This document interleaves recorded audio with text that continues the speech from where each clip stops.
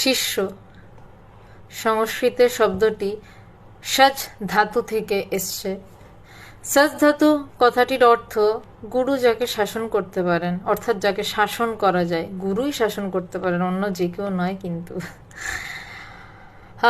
দীক্ষাতত্ত্বম গ্রন্থটিতে নারদ মুনি এবং ব্রহ্মাজির মধ্যে কথোপকথন হচ্ছে যে কি কি গুণাবলী থাকলে একজনকে শিষ্য বলা যেতে পারে। যাকে তাকে তো আর শিষ্য বলা যায় না। শিষ্যের প্রধান এবং প্রথম কর্তব্য হচ্ছে যে তার সবকিছু নিবেদিত হবে, তন মন ধন, তার মন, বাক্য, চিত্ত, তার রোজগার করার সমস্ত কিছু আর্নিংস সে শুদ্ধ চিত্তে গুরুর পায়ে নিবেদন করবে। তার মন শুদ্ধ হবে, সে শুদ্ধ মনের অধিকারী হবে।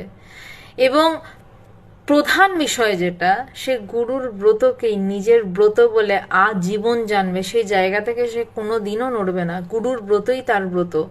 এবং সেখান থেকে গুরুর কোনো বাক্যে তার ভিতর থেকেও, হৃদয়ের অন্তঃস্থল থেকেও তার ভিতরে একবারও টু শব্দ আসবে না যে কি বা কেন। এবং সে মহা উৎসাহী হবে, তার সাথে সে প্রবল শান্ত হবে, তার সাথে সে গুরুবাক্য যেন ধারণ করতে পারে যাতে সে জ্ঞান লাভের উপযোগী হতে পারে।